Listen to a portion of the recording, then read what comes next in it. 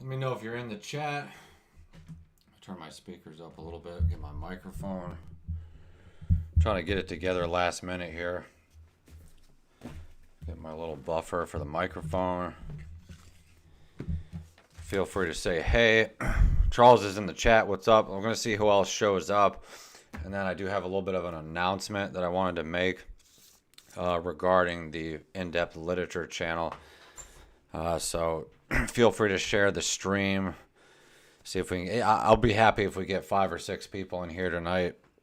It's going to be kind of a quiet evening because it's Christmas, but we'll just kind of see who shows up. If nobody shows up, then we'll just do the announcement real quick, and we'll kind of go from there. But I'm anticipating some people will show. Trying to see if I can get something better on the screen here for Christmas. Let's see what we got here. Let's put Christmas Carol on the screen because it's relevant to what we're talking about.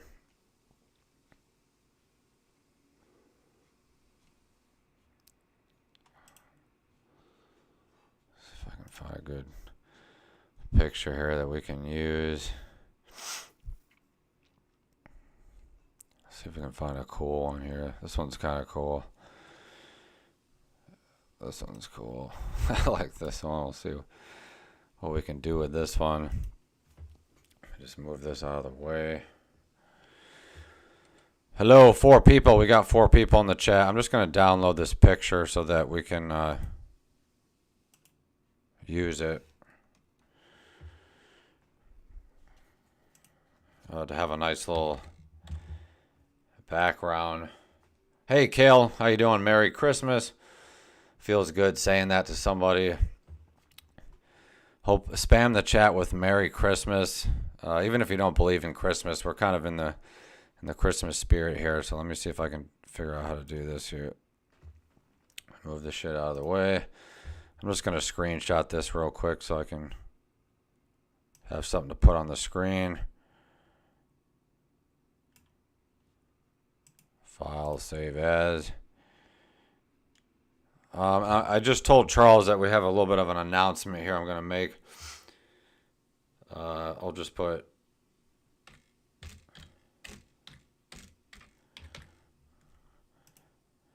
Merry Christmas, yay. Hey Marissa, how you doing? I'm surprised you're still awake after that long day we all had at Mark's house.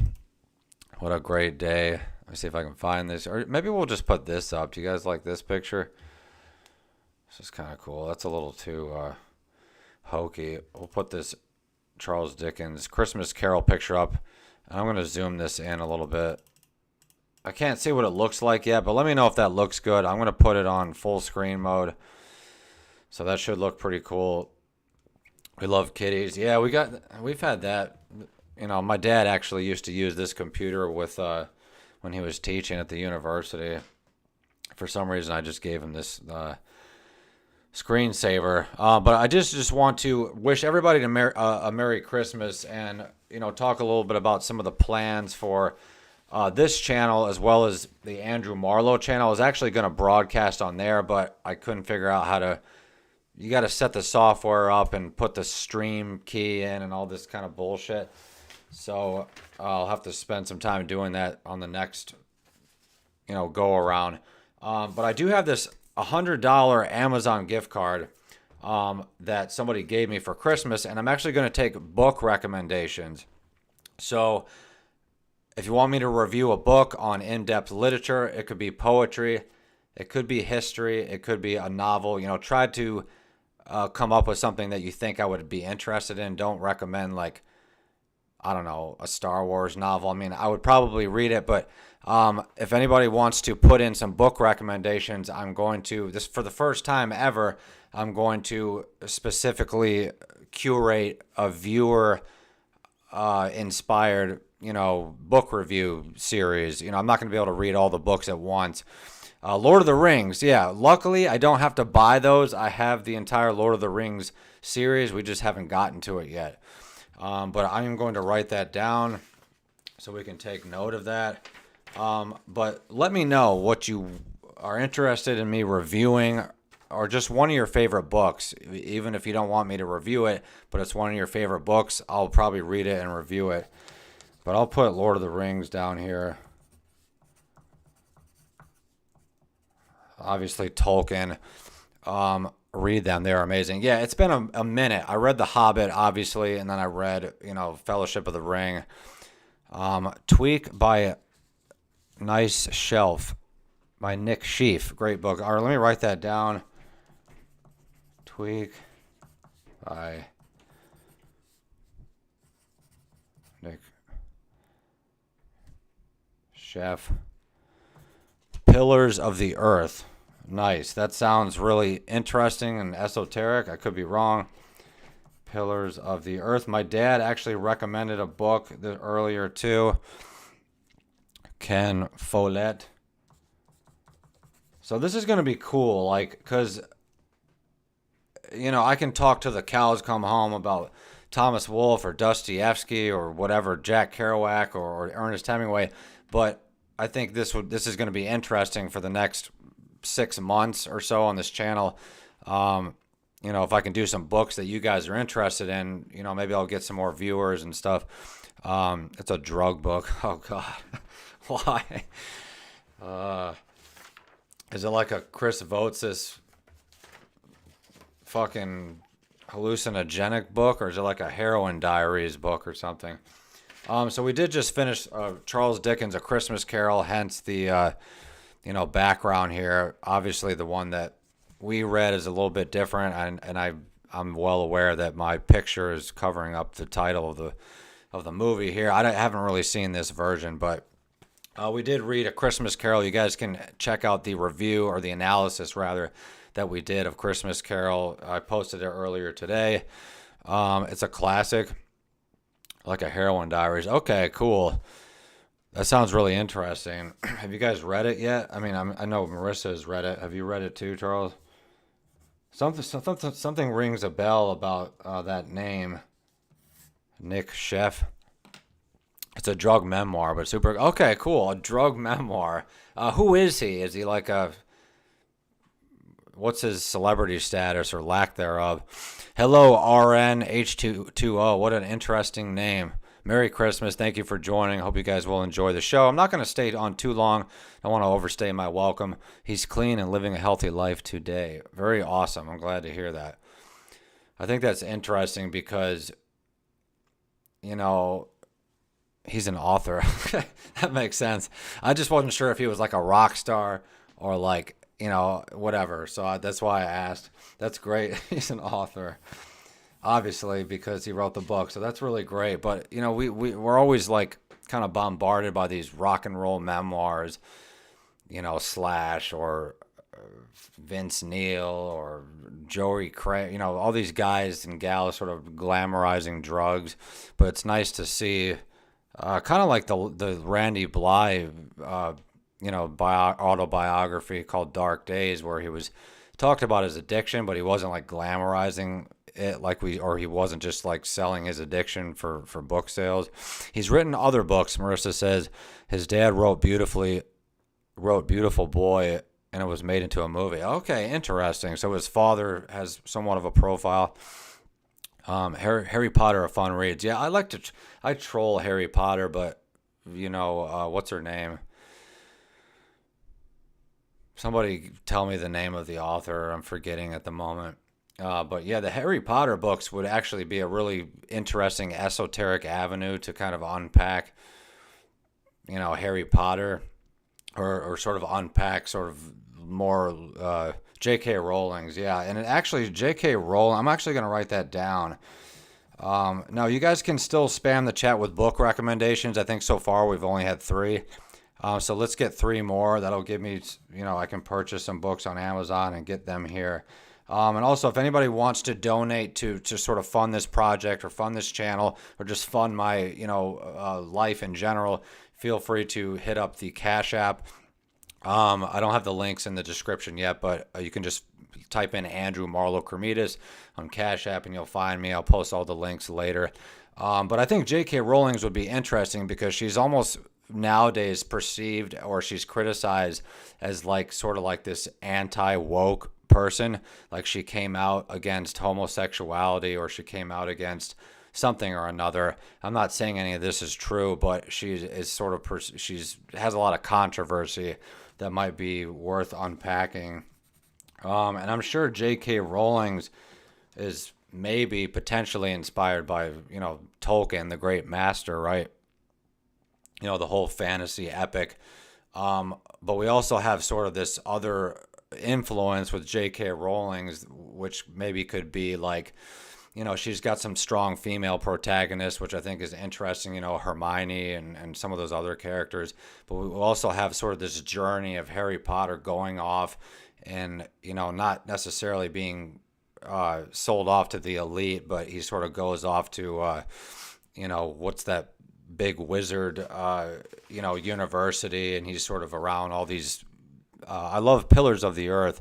Okay, what is that again? Pillars of the Earth. Okay, yeah, Pillars of the Earth by Ken Follett. Okay, so we have another recommendation for Pillars of the Earth. Very cool.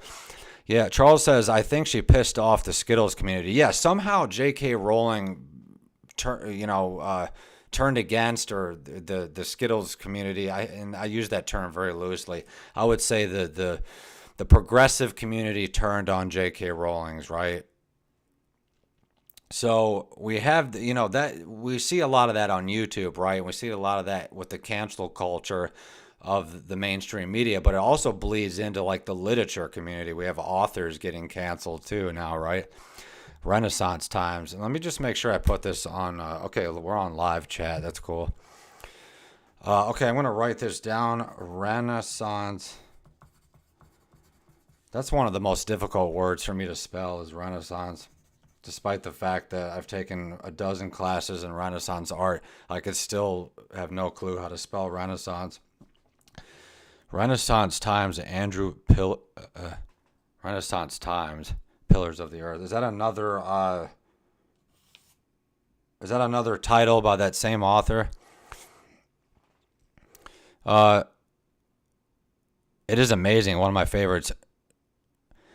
Did you get my Godsod suggestion? No, I didn't. Somehow I missed that. I'll check it out. I'll write that down. Godsod? Who wrote it? That'd be funny if some of you guys were like trolling me with some really weird fucking book titles, and I go to order them, or they come in the mail and it's really embarrassing or something. Parasitic Mind. Is that like a true crime book? Read Species with Amnesia. Yeah, let's put that on the list. I actually already have that. We'll put Species with Amnesia here for the spring reading list. Species with Amnesia. And with that said, the ancient Druid cultures of the Middle East and of ancient Norway all had blue eyes. And in fact, Christ was a European Anglo-Saxon figure. Queen P says, do you like true philosophical books? True physiological books. Yeah, I don't know what you mean by true physiological books, but that sounds like a really cool genre. So we've got Robert Seffer, we've got Godsod, we've got J.K. Rowling's, we've got Ken Follett, we've got Nick Sheff, and we've got Tolkien. What else? What else you guys got? The ancient blue-eyed people of Mesopotamia. The ancient heritage of Africa was actually white and not, in fact, what does he call it? You guys ever seen Robert Seffer? He's like this really controversial anthropologist, but he kind of talks like that. And he's really controversial because his worldview or his philosophy is that sort of the ancient, I guess you could say, civilization as we know it was Caucasian is kind of what his thesis statement is. It's a little more complicated than that, but that's kind of what he actually uploaded a Christmas video today. It was kind of funny. He's a complete narcissist. the guy, but he's kind of funny if you're interested in like just kind of avant-garde, controversial anthropology. Robert Seffer's, kind of he's always good for a laugh. But I troll him, but he actually has some pretty interesting content. He talks about, ancient Mesopotamia. He talks about like Atlantis. Atlantis is pretty controversial. But, so I don't think we should be censoring, anthropologists or art historians. I'd be interested to see if I could get away with citing Robert Seffer in one of my art history papers. That would be interesting with one of my woke teachers, to see what they say about it. I like oddball literature. Me too. We've been reading a lot of different stuff here. So I just kind of wanted to give you guys a little quick analysis of Christmas Carol. You guys can hit up the video on this channel for the full expose on it. But I think it's important to read A Christmas Carol because we all sort of have this Ebenezer Scrooge type attitude within us, right? Especially as we get older. Even my dad, he's like, bah humbug, I hate Christmas. You got to scramble around and buy presents and gift cards and, go stuff your gut and go see people you don't want to see or people you don't know.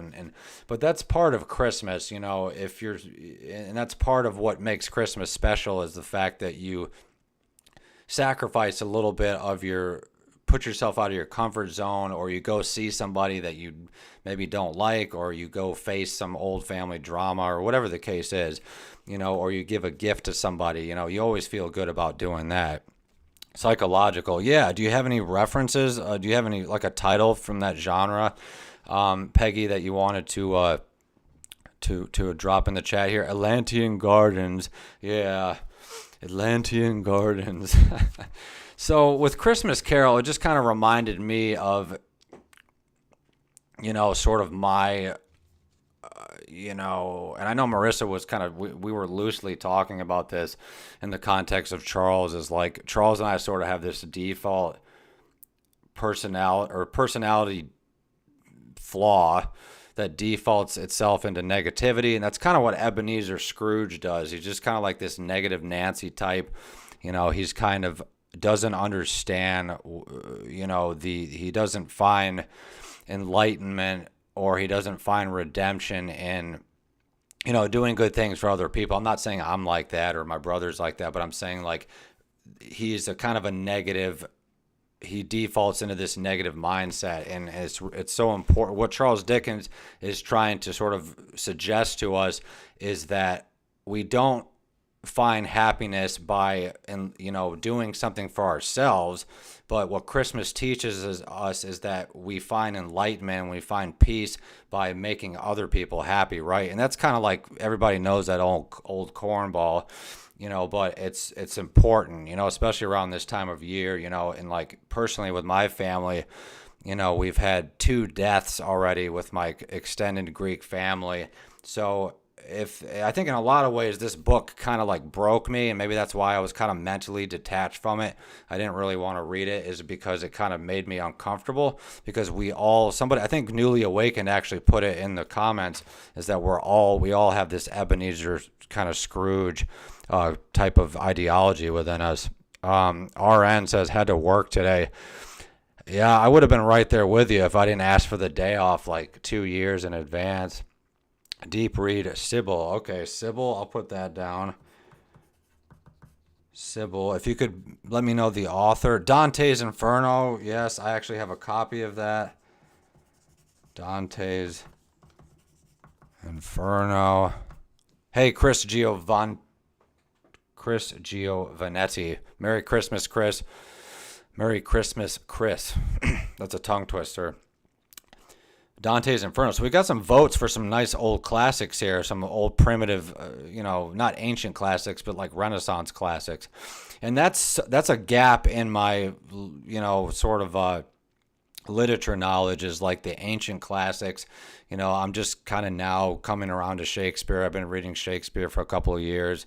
I've read a couple, old stuff, but I've kind of been in the 17th 1700s to like the 1800s, 1900s into the modern era. Haven't really read anything super old. I mean, I'm reading the Bible. I've read a couple old stuff. We actually have Homer's Odyssey planned for the winter spring period. Anything Homer, okay, yeah, Kale just took the words out of my mouth. Dante's is a quick read. I don't know if it is or not because it's 3 volumes. You have the Paradiso, you have the Inferno, and then you have the what's the other one? Inferno, Paradiso, and the something. Yeah, so we've got some votes for the Odyssey. But yeah, there is definitely shorter than Homer's Odyssey is really, really long.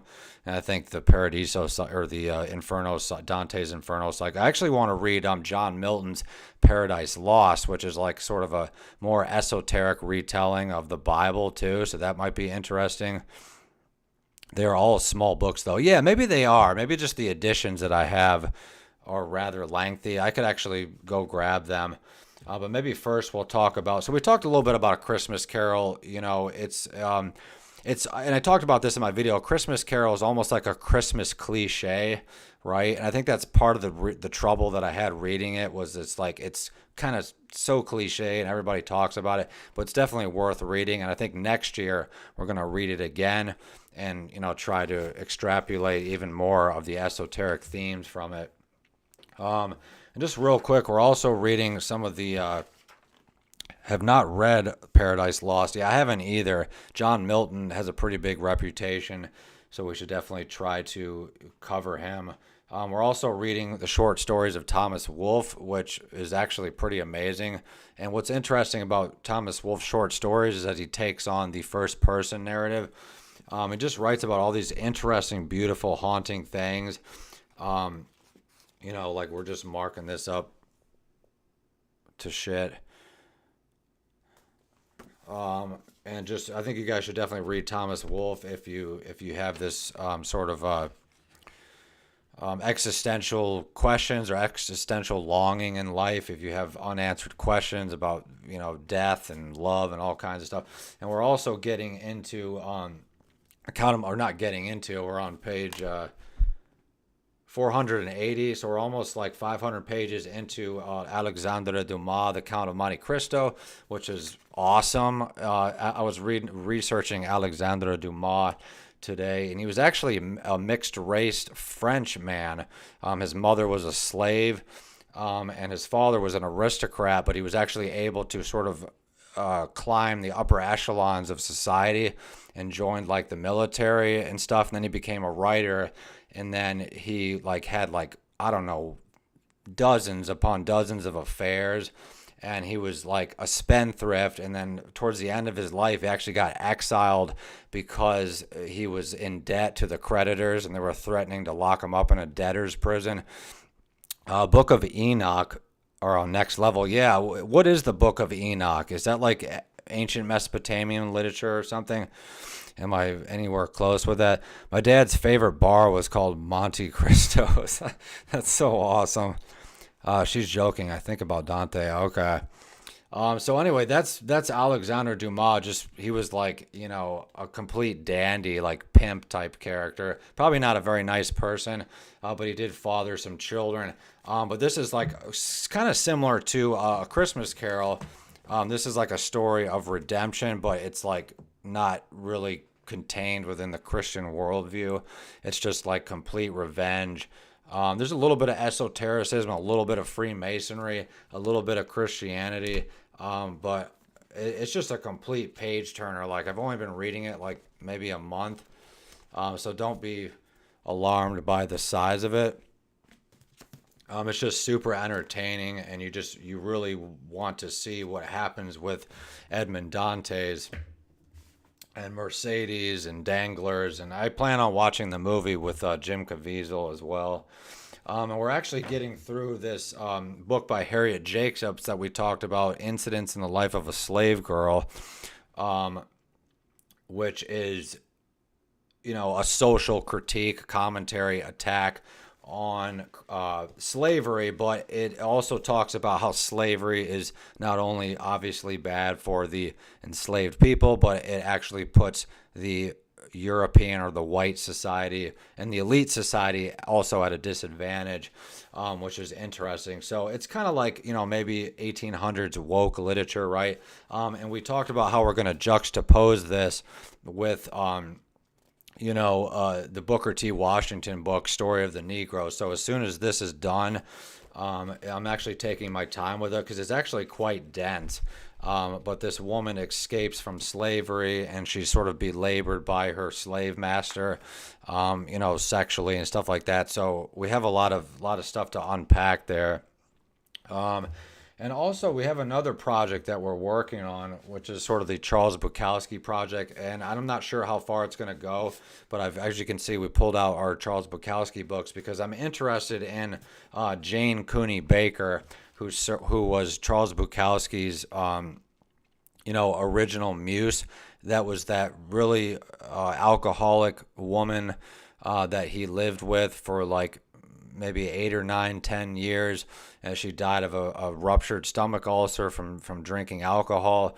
And they lived in apartments together. They were always getting kicked out, but it was his first like real relationship, and he dedicated a lot of poetry to this mysterious figure named Jane Cooney Baker. And also she serves as some of his original female protagonists, if you can even call them protagonists, in his old novels. So I thought it'd be interesting to just kind of talk a little bit about try to peel back the layers of who this woman may or may not have been. Marissa asked, why are you reading Story of the Negro? You said Story of the Poop. That's not very polite now, is it? We're reading Story of the Negro because just to get a different perspective on slavery. And I read it because I thought it was going to be kind of like this overtly anti-slavery narrative, which maybe it is, but Booker T. Washington's take on slavery is actually quite different than Harriet Jacobs' take on slavery. And you guys will see a little bit more about why I chose that book and why we're doing this whole topical live stream in the future about it. And obviously I can only speak on slavery, but so much, being a, Booker T. Washington actually tells us that slavery came in all shapes, all shades, all colors, all nationalities, and that slavery is not as simplistic as it's been presented, which I think is really fascinating. Hemingway works. The sun also rises. Hell yeah. Farewell to arms. Hell yeah. For whom the bell tolls. The old man and the sea, which I've read all of those except for I did not make it through For Whom the Bell Tolls because it was a complete snore fest. But I think now that I'm older, I might be able to appreciate it a little bit more. So I'm going to put Hemingway on here as well. Which one would you choose, Peggy, if you had to have a choice? Would you pick? I think A Farewell to Arms or The Old Man and the Sea would be really interesting for analysis. But then again, like any Hemingway work might be interesting for analysis. I've never actually I haven't read Hemingway in a long time, first of all. Second of all, to attempt to analyze Hemingway, I'm not sure how I would even approach that because he's so sparse and he stays like so close to the earth. He doesn't really have a lot of esoteric, maybe religious themes, but maybe he does. Maybe I'm wrong about that. RN says Books of Enoch goes back to the Ethiopian. Okay, Ethiopian and Hebrew translations of the Genesis books that makes the Bible makes much more sense if you have the eyes to see. Okay, I'm actually going to jot that down. Marissa says, laugh out loud to snore fest. Yeah, I'm not sure if you've even... A lot of Hemingway stuff can be kind of a snore fest if you're not into the way that he writes. I'm going to put Book of Enoch. Has anybody heard of the book of... or the Golden Legend that came out? It's like little pieces of the Bible that were not included. Book of Enoch. That sounds really interesting. So that definitely gives me enough to work with. I'll also take some other suggestions, but that's pretty good. We got a really interesting, we got some ancient classics from Italy. We got some ancient Hebrew, Ethiopian classics. We got some Hemingway. We got some drug memoirs. We got some, J.K. Rowling's. We got some Species with them. So this will be interesting. There's also the Book of Jubilee. That's so cute. What is the Book of Jubilee? I'll write that down.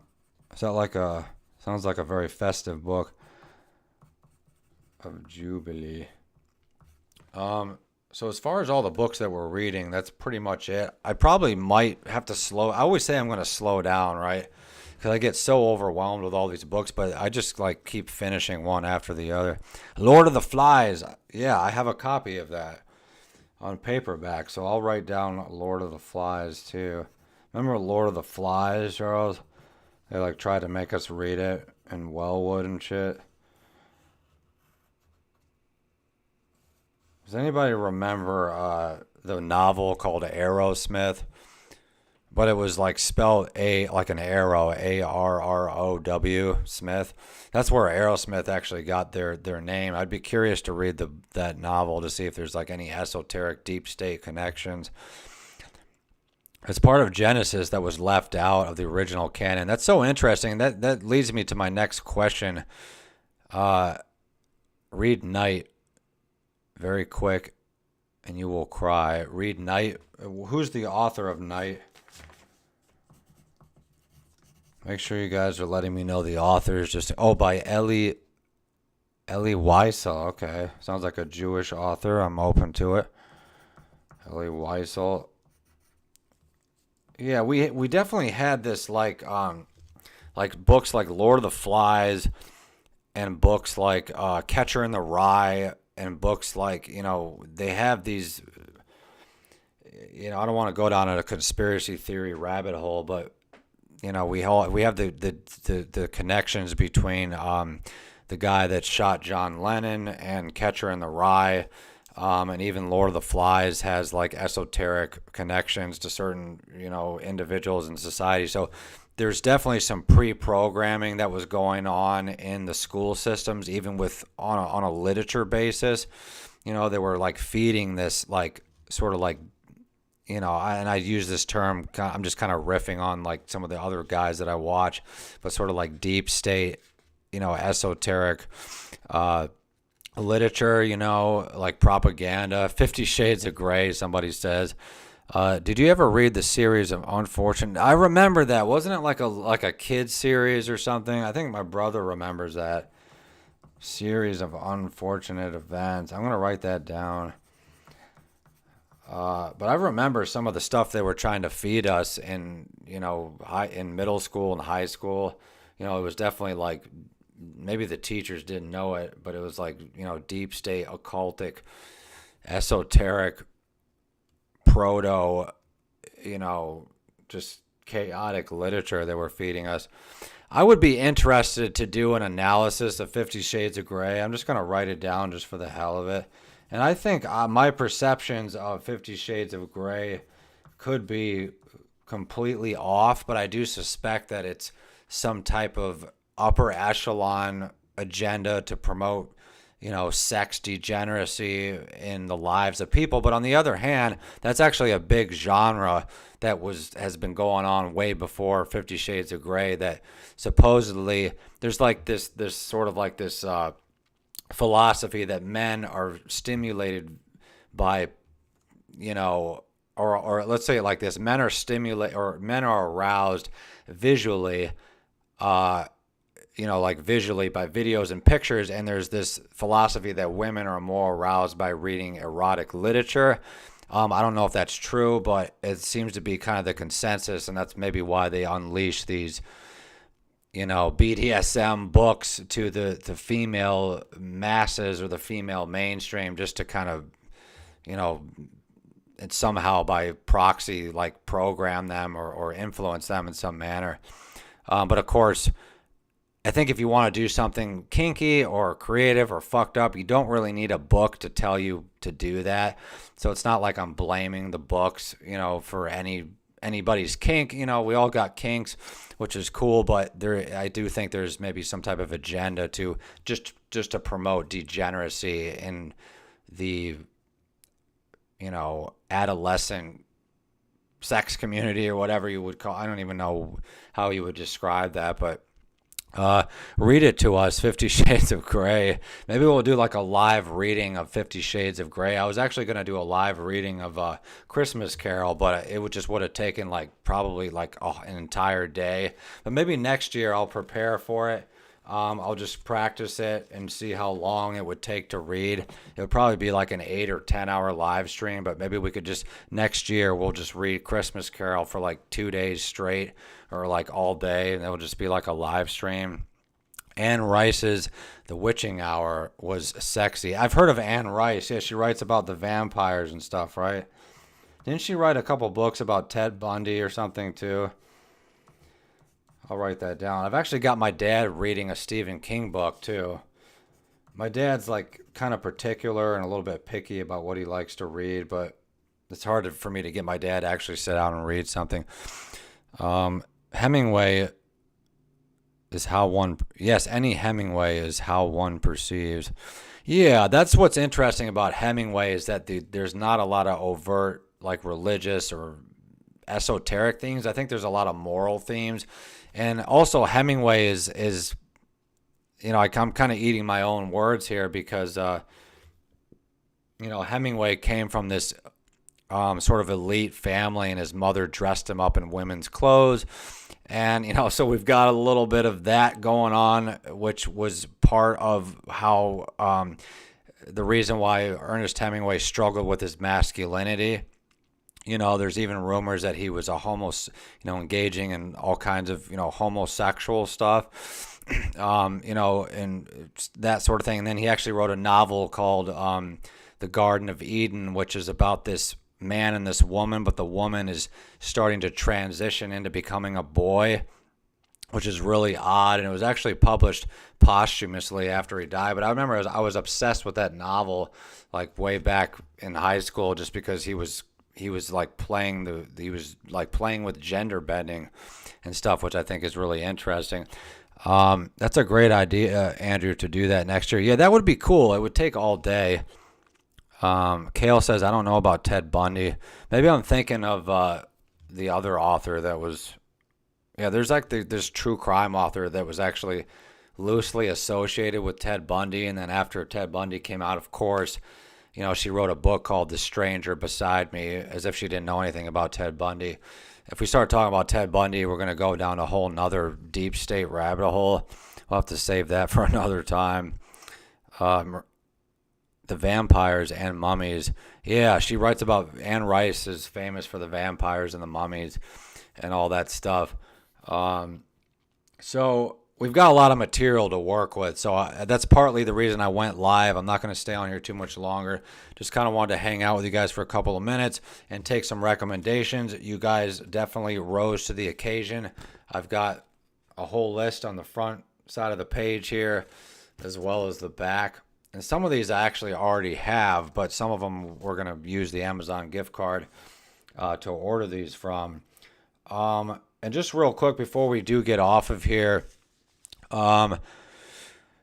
make sure you guys check out my other channel. Most of you guys are I think that channel is doing better than the literature channel, but the literature channel, what we're doing on here, I think we're live on the literature channel. I'm losing track of what's going on here. But I'm still very passionate about the literature, but having said that, I have a lot of stuff I have to read and a lot of stuff to contextualize. And this channel, the purpose of this channel is not just to pump out content. So that's why sometimes weeks or months sometimes even go by where I don't upload literature content, is because I'm reading and I'm trying to, formulate an analysis of some of these really, really profound works. But we have a lot of stuff. I don't know if you guys checked out the Dark Throne analysis we did on the Andrew Marlowe channel. I think you guys could help me get it to 1,000 views by tomorrow, which would be like a really great Christmas present. So if you guys are interested in controversial heavy metal bands, check out what we've been doing on Andrew Marlowe. And obviously the cat's out of the bag with the whole Andrea thing on the Andrew Marlowe channel. So we've kind of been experimenting with that, mostly to positive reviews, but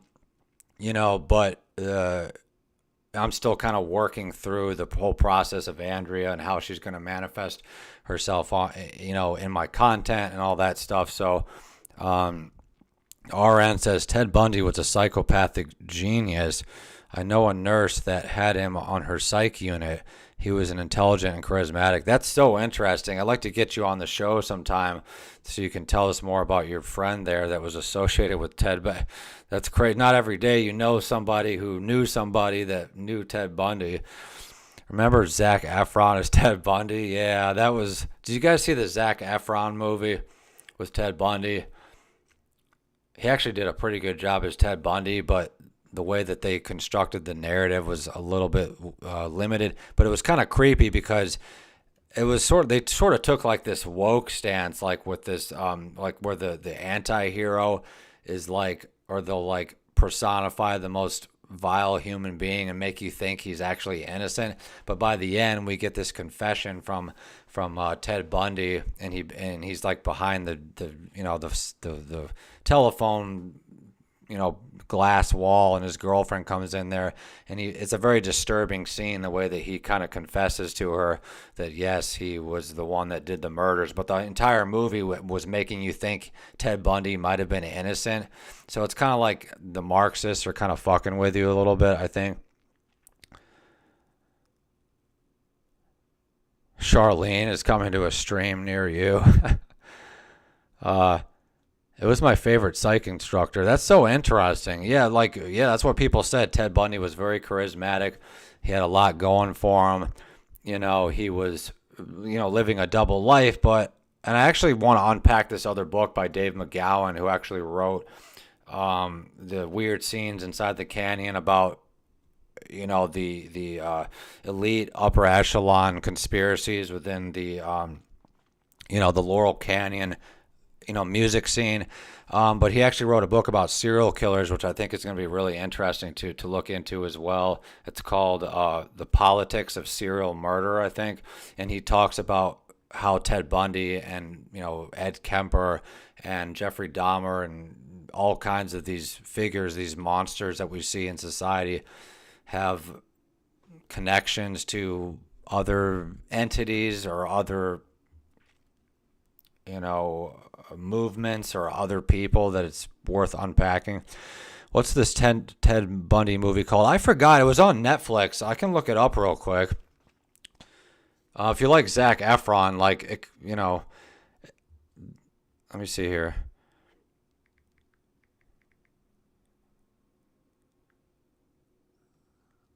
I think it's called Extremely Wicked and Shockingly Evil and Vile. What a long title. It's called Extremely Wicked, Shockingly Evil, and Vile.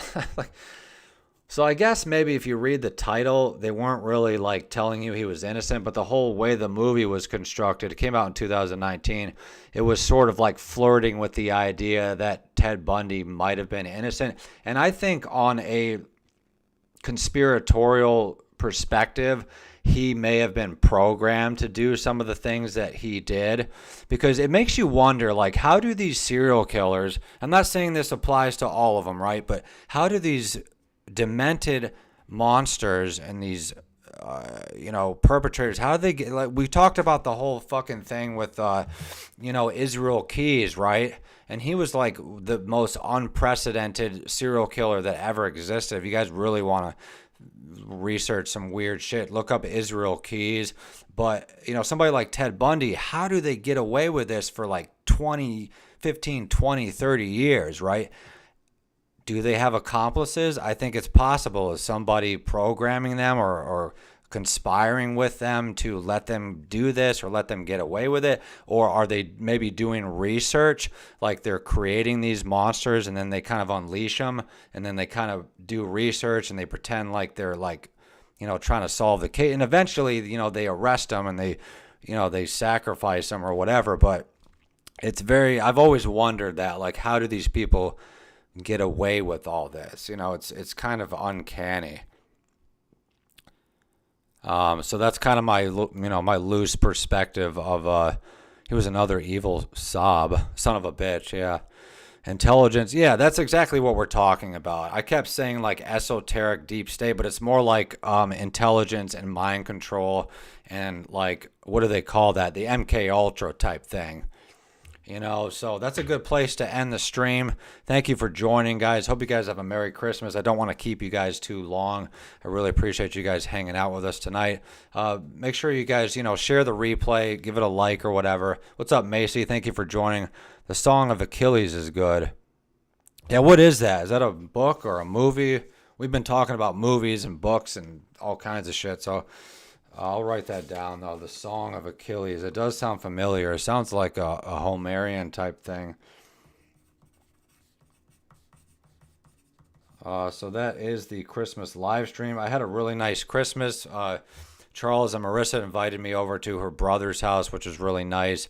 And I've talked a little bit about on my channel about all the drama that my side of the family has been having. Not like me and my immediate family, but my Greek side of the family. It's been like a complete shit show. And on top of that, we've got another funeral that we have to go to that I mentioned. So it was nice to just do something different, to see some new faces, to get some, new, fresh, and positive energy.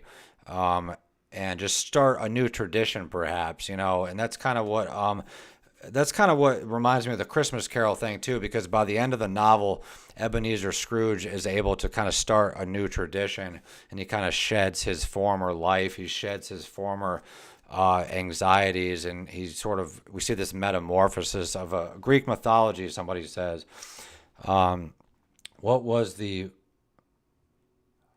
encomium? I'm not sure what are you saying there?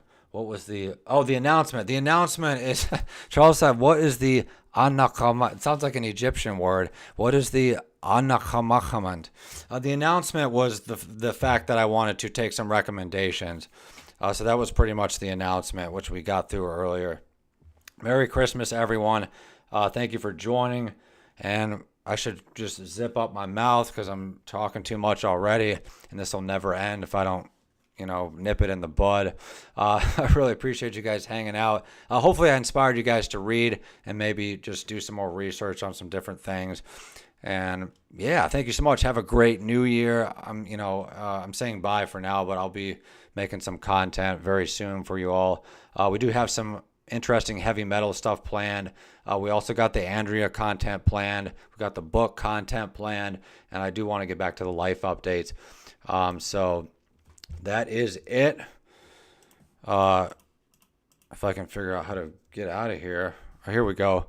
So Andrew Marlowe out here. Thank you so much. I love you all. Have a Merry Christmas. Don't be like Ebenezer Scrooge.